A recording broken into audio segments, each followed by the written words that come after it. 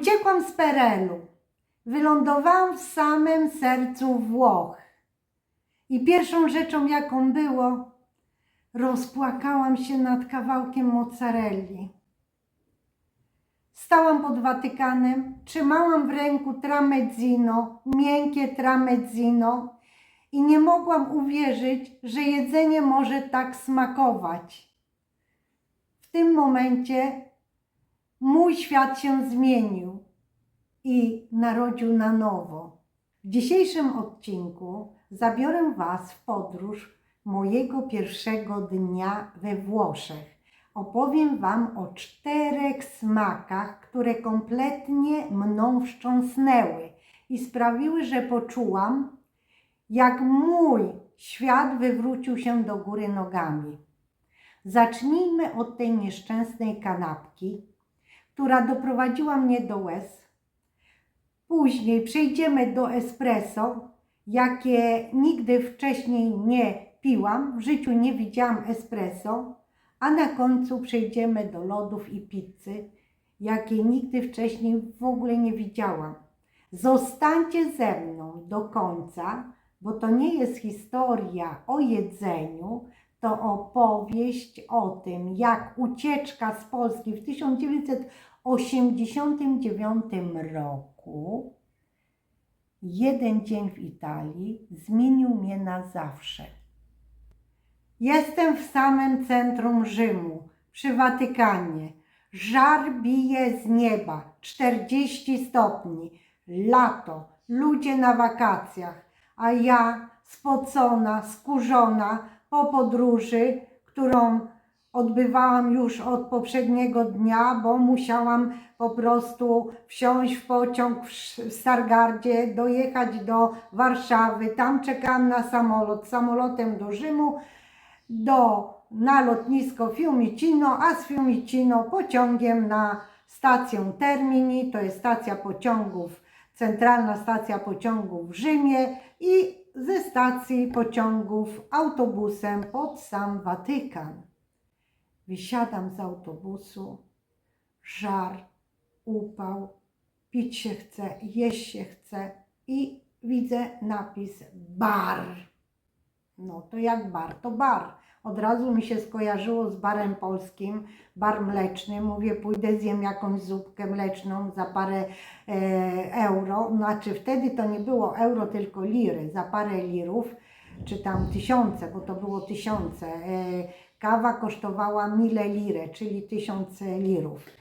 I mówię, kupię sobie coś do zjedzenia. Wchodzę, a tu pełno kanapek różnego rodzaju, jakieś napisy, panino, tramezzino i inne jakieś rogaliki, które pisało cornetto. No ale co, człowiek głodny, no to trzeba sobie kupić jakąś kanapkę. Więc ja poprosiłam tą trójkątną kanapkę, mięciutką, bez skórki, która nazywała się tramezzino. Ja w ogóle nie wiedziałam, co to jest tramezzino. W ogóle nie wiedziałam, co to znaczy tramezzino. No nie macie pojęcia, jakie dla mnie to było szokujące.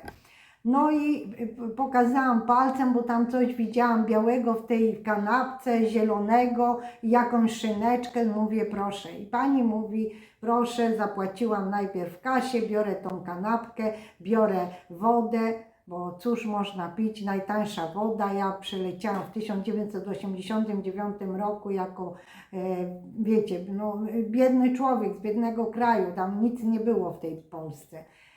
I mam w ręku tą kanapkę i tą butelkę wody, siedzę na murku, patrzę się na wejście na plac Świętego Piotra, mur, tu wejście, kolumny na Watykan, i ja jem i pierwszy kęs. Poczułam taki smak, taki jakby kremowy, delikatny, pyszny. No ja w życiu takich smaków nie jadłam i się rozpłakałam. Nie chciało mi się wierzyć, mówię Wam, nie chciało mi się wierzyć, że ja z takiej małej wioski spod Stargardu znalazłam sobie tyle energii, tyle siły, zorganizowałam sobie ten wyjazd i przyleciałam do tego Włoch i nie mogłam uwierzyć, że jem tą wspaniałą kanapkę naprzeciwko Watykanu. No to w głowie mi się nie mieściło. Ja po prostu byłam zaszokowana i smakiem, i sytuacją, bo kiedyś człowiek, który się wychował na wsi, to kanapkę jadł i latał po podwórku. Latał, bo taki, wiecie, potoczny język, latanie. Gdzieś tam kanapkę się jadło i się biegło za jakąś krową. A jak już w okresie nauki, no to wiadomo, w ciągu roku człowiek chodził do szkoły, ale też przyjeżdżał do domu i jadł tą kanapkę i chodził po podwórku. A tu szum, ludzi full, upał niesamowity, a ja jem tą pyszną kanapkę. To było niesamowite. Nie możecie uwierzyć, jakie to było niesamowite uczucie dla mnie. Ktoś, kto nie przeżył tego, to będzie ciężko mu się wczuć w tą sytuację. Ale dla mnie to było coś pięknego. Ja wtedy zrozumiałam, po zjedzeniu tej kanapki z mozzarellą, szynką i co tam było, sałata, bo oni tak wkładają do takiej tramezzino, do takiej kanapki trójkątnej, wkładają właśnie też sałatę, no i to jest posmarowane majonezem. Ja po prostu zrozumiałam, że ja nie mogę wrócić do Polski. Ja po prostu kocham to jedzenie. Poczułam taki smak, po zjedzeniu tej kanapki zapragnęłam spróbować kawy, włoskiej kawy. Słyszałam, że kawa włoska jest pyszna. Wracam się do tego samego baru, proszę o kawę, mówię un café. Ja podchodzę do lady, pan robi kawę w maszynie. I co się wydarzyło? On mi wlał tej kawy dosłownie jeden łyk. W takiej małej filiżance, zaraz wam pokażę jaka filiżanka. Oto filiżanka, to jest taka mała na espresso. Tak wygląda, tu jest dosłownie jeden łyczek. W porównaniu z taką filiżanką na cappuccino, no to teraz wam pokazuję, jak wygląda filiżanka na espresso, a jak wygląda na cappuccino. Ja nie mogłam uwierzyć, że to jest dosłownie kawa, włoska kawa. Wypiłam i popiłam moją wodą z butelki. To był niesamowity aromat, tak mocna, jakby prąd przeze mnie przeszedł. Tyle energii dostałam, a upał był 40 stopni. Poza tym jeszcze jedno, o którym nie wiedziałam, że we Włoszech jest taka wysoka wilgotność. Ja non-stop się pociłam. 40 stopni w Polsce, gdzie jest klimat suchy, to my tego nie odczuwamy. Ale wtedy, jak ja byłam pod tym Watykanem i żar bił z nieba i było 40 stopni, to ja się rozpuszczałam jak, no nie wiem, no jak lód. Mogę powiedzieć jak lód. Ale po wypiciu tej kawy dostałam takiej energii, że szok. Oczywiście po wypiciu kawy, no jakie mogły być moje następne kroki? Następnym krokiem to było pójść na plac Watykanu, na plac Świętego Piotra i wejść do bazyliki. Przy okazji dzisiaj wam opowiem, jaki miałam szok psychiczny, jak weszłam na plac Świętego Piotra. Następnym momentem było, że ja płakałam ze szczęścia, że moje nogi postąpiły na ten plac, gdzie ludzie się zbierają i widzą papieża. W tym czasie papieżem był Jan Paweł II, nasz wielki Karol Wojtyła.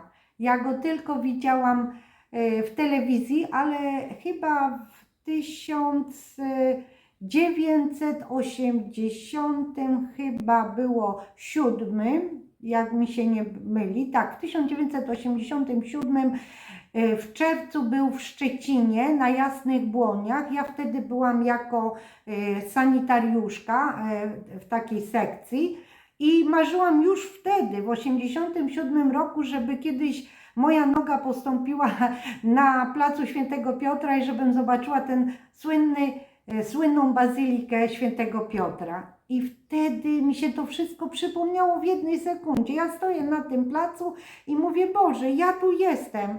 Mówię do koleżanki, uszczypnij mnie, bo mi się nie chce wierzyć, ja jestem tutaj. No to było niesamowite. Niesamowite uczucie bycia na placu Świętego Piotra. Masę ludzi się przemieszczało, wakacje. tłum turystów, pielgrzymek. To niesamowite uczucie. Ale jeszcze zakończę ten wątek z Watykanem. Powiem Tobie, że następne kroki to było wejście do Bazyliki Świętego Piotra i to było szok dla mnie, szok psychiczny, ogrom bazyliki i te wszystkie posągi, te wszystkie obrazy, te wszystkie ołtarze, ten główny ołtarz. Na dole pod ołtarzem prochy Świętego Piotra. Powiem Wam, że to było niesamowite, ale nie będę rozciągać tego tematu, co mnie uderzyło z piękna Rzymu, tylko wracajmy do jedzenia. Wychodzimy z tej bazyliki, cały czas jest upał, żar. No i co należy zrobić? Następną rzeczą, którą zrobiłam i się też rozpłakałam, poszłam do lodziarni. No, trzeba się jakoś ochłodzić od wewnątrz. W życiu jadłam lody. Powiem Wam, że jadłam. Nieczęsto, bo za czasów PRL-u było bardzo ciężko dostać lody, ale można było kupić lody na patyku, tak się nazywały, lody Bambino. I jak się wychowywałam na wsi, to często był taki samochód objazdowy, wszystkie wioski i jeździł pan i krzyczał lody, lody, lody i nasza mama szła i kupowała lody. Wtedy w latach 60. i 70., ja się urodziłam w połowie lat 60., to lody się brało do termosa. Były takie szerokie termosy i mama nakładała do tego termosu lody, żeby one się nam raz, dwa nie rozpuściły i przynosiła do domu. Jedliśmy te lody razem z truskawkami, które rosły w ogródku. Czy z poziomkami, bo też były poziomki, maliny też były, no inne owoce, dużo owoców, ale najczęściej jedliśmy latem lody z truskawkami. I powiem Wam, że jak weszłam do tej lodziarni i zobaczyłam tyle różnych kolorowych lodów, w różnych takich, to się nazywa po włosku wasketta, czyli w takich pojemnikach metalowych, gdzie było widać kolory, a w Polsce lody były sprzedawane w pojemnikach przykryte taką pokrywką, że człowiek nie widział koloru lodów, tylko jak już Ci nałożył na tą gałkę lodu, do tego kubeczka waflowego, no to wtedy widziałeś kolor lodu. A tu tyle lodów. No i pierwszym lodem, jaki pierwszy raz w życiu zjadłam i to smak tego lodu, to były lody cytrynowe z lodami jogurtowymi. W życiu nie jadłam lodów jogurtowych ani cytrynowych. I te lody, i ten smak tych lodów cytrynowych mam do dzisiaj. I to było niesamowite. Jadłam prawdziwe włoskie lody. Czy Ty sobie wyobrażasz, jak smakują prawdziwe włoskie lody? Napisz mi w komentarzu, Ty, który oglądasz w tej chwili ten film, nie wiem ile lat masz, czy zjadłeś kiedyś prawdziwe włoskie lody? W Polsce są lodziarnie włoskie, naprawdę są lodziarnie włoskie i jeżeli ktoś przestrzega tych właśnie techniki robienia lodów po włosku, to lody są tak smaczne jak we Włoszech. Ale za moich czasów PRL-u, gdzie ja uciekłam z PRL-u w 1989 roku, jaka młoda dziewczyna, nie znająca świata, nie znam nawet smaku prawdziwych lodów. Wieczorem widzę ludzi na ulicy idących i mających w ręku kawałek papieru, a w tym pizzę.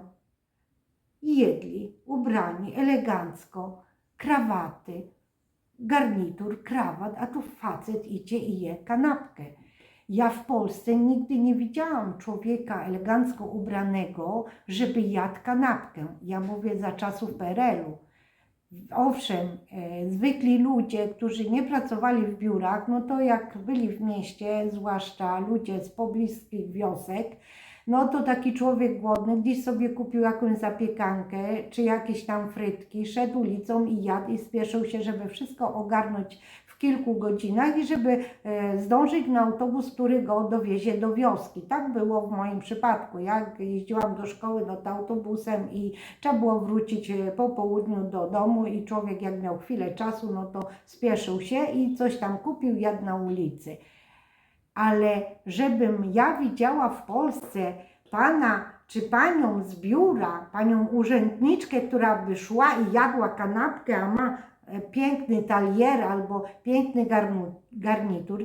Nigdy w życiu coś takiego nie widziałam. Więc to było dla mnie takim szokiem, że nie mogłam uwierzyć. I w tym momencie co się wydarzyło? No jak myślisz? Ja w tym momencie poszłam do pizzerii i kupiłam sobie kawałek pizzy. Pizzeria taka była, że kroili tą pizzę, takie nożyczki kroili i ważyli kawałek pizzy, składali do siebie i człowiek jadł.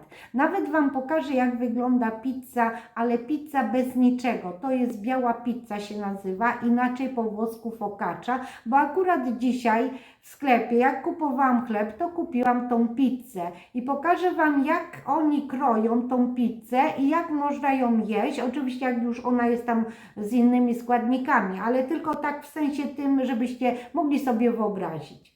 Słuchajcie, ja tutaj kupiłam pizzę w takim supermerkacie, który się nazywa Konad i ja powiedziałam do pani, że chcę kawałek pizzy białej, czyli focaccia. I ona mi tak zapakowała w ten sposób, ale jakbym kupowała pizzę z mozzarellką, to ona by mi pokroiła i by zrobiła tak, żeby, pokażę Wam, wzięłaby dwa kawałki, tutaj na przykład jest sos pomidorowy i mozzarella i przecina na pół, bierze i składa i bierze kawałek papieru, ja Wam tu pokażę, jak to wygląda, tak to wygląda, o coś takiego. I idzie Włoch i i je pizzę. I ja mówię, Boże, to ja idę sobie kupić. I poszłam i kupiłam i jadłam i nie mogłam się nadziwić, jak smakuje pierwszy raz w życiu. No pierwszy raz w życiu jadłam pizzę, ja w życiu pizzy nie jadłam. Ja następnym razem właśnie w tym samym dniu rozpłakałam się, bo ja nie mogłam uwierzyć, że ja jem pizzę. Ja słyszałam, jak ludzie mówią na filmach włoskich pizza, makarony, spaghetti, a ja z takiego kraju, gdzie nic nie było, wszystko było na kartki, w ogóle no, normalnie szok, ciężko było cokolwiek dostać, trzeba było stać nocami, dniami w kolejkach, żeby coś dostać z ubrania, a jedzenie to były takie rzeczy, które naprawdę przyziemne, a tu pizza. Zapach pizzy, a my taką pizzę w ogóle kupujemy, bo taką pizzę jak kupisz sobie tutaj we Włoszech, to na taką pizzę można położyć mozzarellkę i włożyć ją do piekarnika nagrzanego na 240 stopni i zostawić na 3 minuty i ta mozzarellka Ci się rozpuści i masz pizzę z mozzarellką, a można położyć sos pomidorowy. Także Włosi często kupują taką oto białą pizzę. To inaczej jest focaccia. Ja mam na YouTubie kanały kulinarne i mam taki kanał, który się nazywa Przepisy jak u babci i ostatnio Wam robiłam live'a na tym kanale i miałam 3000 ludzi i pokazywałam, jak zrobiłam ciasto na pizzę. I ja robiłam właśnie pizzę białą z mozzarellą. No, ale ja też w tym sklepie Konad, tak jak już jesteśmy przy jedzeniu, uwielbiam też pizzę z sosem pomidorowym bez mozzarelli. I pokażę Wam, jaką ja kupiłam tutaj pizzę. To jest taka, oczywiście kawałek już mój mąż zjadł, widzę, już Wam pokazuję. To jest taka, jest już obgryziona przez mojego męża, to było takie okrągłe i ta pizza była taka mała, okrągła i za tą pizzę nawet Wam powiem, ile tu zapłaciłam. Cena jest, tak, jest cena, 1 euro. Zwróćcie uwagę, jest napis 1 euro, nie wiem czy widać. No i też taką pizzę można sobie wziąć, jak jesteś w sklepie, powiesz pani do jedzenia, to pani Ci tak zawinie i i będziesz jadł. Także to było dla mnie szokujące, że ludzie jedzą pizzę na ulicy, ale nie widziałam żadnego Włocha, żeby szedł ze szklanką kawy, z takim kubeczkiem plastikowym, żeby pił kawę w życiu. Mieszkam tutaj 37 lat, mieszkam w Rzymie i powiem Ci, że ja nie widzę Włocha, który idzie ulicą, pije kawę. Picie kawy we Włoszech, to bardziej rozwinę ten temat na innym filmie, dlaczego Włosi idą do baru, czyli do tak zwanej kawiarenki i dlaczego piją kilka kaw w ciągu dnia. To będzie osobny film, nie wiem kiedy Wam to nagram, a na 100% nagram, bo mam to w głowie. Także taka była moja reakcja na pizzę. Jadłam i płakałam ze szczęścia, naprawdę. To jest nie do opisania. I jedząc tą pizzę ja już czułam, w tym dniu, to mój pierwszy dzień pobytu tutaj, ja poczułam, że ja tutaj chcę być, ja nie chcę wracać. To słonko, ten szum, to piękno, te zapachy, które szłam ulicą i rozchodziły się z każdego baru i z każdej pizzerii, bo idąc ulicą od Placu Weneckiego, Piazza Venezia do Piazza del Popolo, Via del Corso, czyli ulica del Corso, nazywa się Via del Corso. Corso to jest inaczej bieg. To tam jest pełno tych właśnie barów, restauracji, bardziej barów i pizzerii niż restauracji. Restauracje są w tych uliczkach pobocznych, które prowadzą do albo uliczki, które idą w stronę Panteonu, tak od Via del Corso. Ja tak Wam pokazuję rękoma, bo ja tam w centrum Rzymu pracowałam kilkanaście lat przy schodach hiszpańskich w restauracji jako kelnerka i tam to tych smaków i tego jedzenia, jakie ja tam popróbowałam, to nikt w życiu.